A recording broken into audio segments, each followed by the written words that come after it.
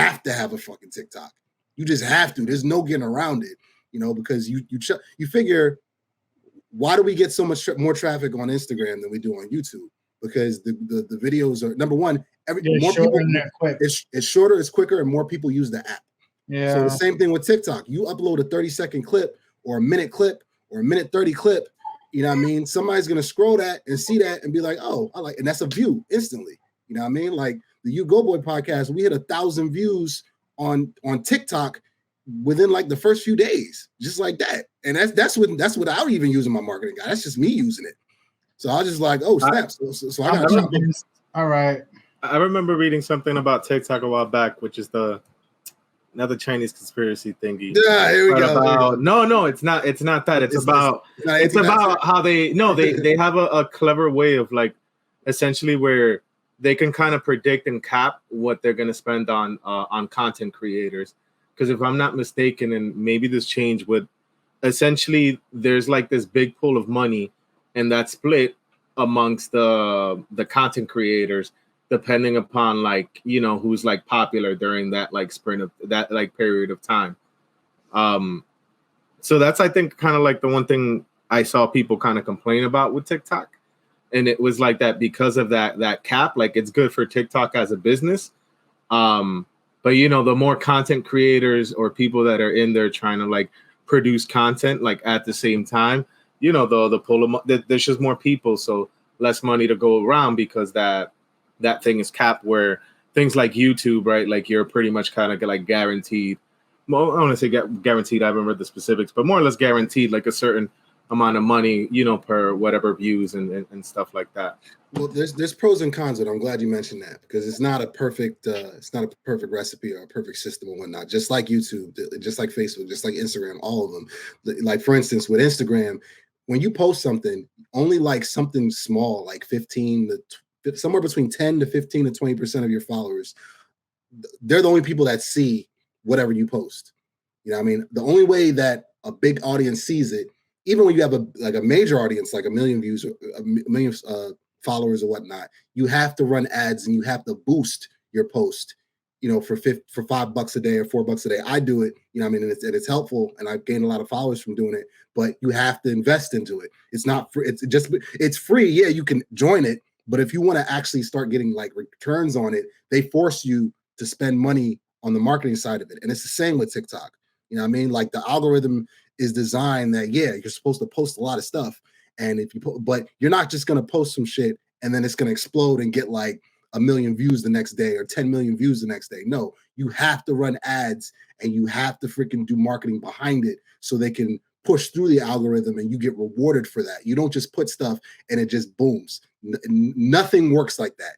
No social media outlet works that way. You have to put money in it. Same with YouTube, same with Instagram, same with Twitter, all of them. You have to put money into it. So the algorithms, whatever, that's the downside of it for artists and for content creators, like shit, because you have to have a budget. Like I mentioned when we did the show at Bravery, you have to have money behind your marketing so that you can sift through. Because you gotta remember how many freaking millions of people are using the app, you know what I mean, on a daily basis.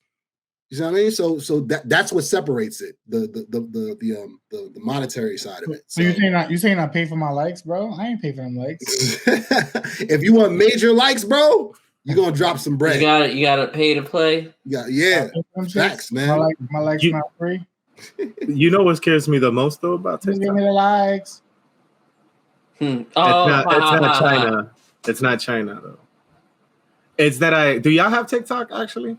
No, I'm gonna get one for the base now. He convinced me. No, honestly, I'm a little worried about like getting sucked into it, like I do on IG sometimes when I get on an IG base. Yeah, and it's just like I know the shit is gonna be entertaining because isn't Side Talk, didn't it blow up through there?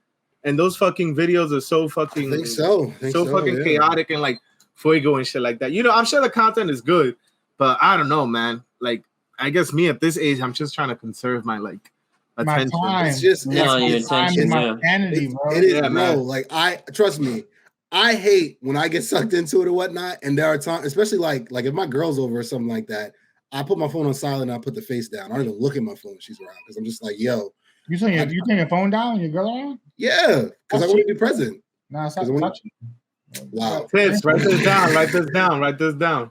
It's called being present. It's called being present. Don't listen. Don't listen to this guy. We'll go Samuel. Somewhere else. Don't put it down.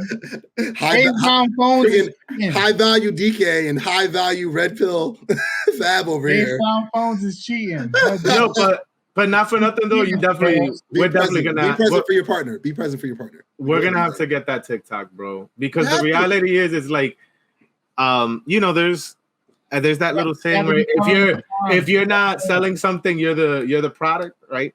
But whatever, the buyer. We got this podcast, and if we want to spread the gospel of the base, the truth, the word, good advice, like be present, then we got to be on that shit. If you're gonna grow anything, if you're gonna grow anything, and eventually the goal is to be bought. This is capitalism at its finest. Dave mentioned this on when he was a guest on episode 1. It was like, yo, big fish eats little fish. Like, yo, like if you want to be the next Barstool, or you want to be the next Joe Budden or $1 million worth of game or whatever or whatnot, the goal is to this guy Bab over here, and you want to get that check, that podcasting deal, generational money, bro. You're like an investor or a bigger company. They're gonna ask you what your numbers are.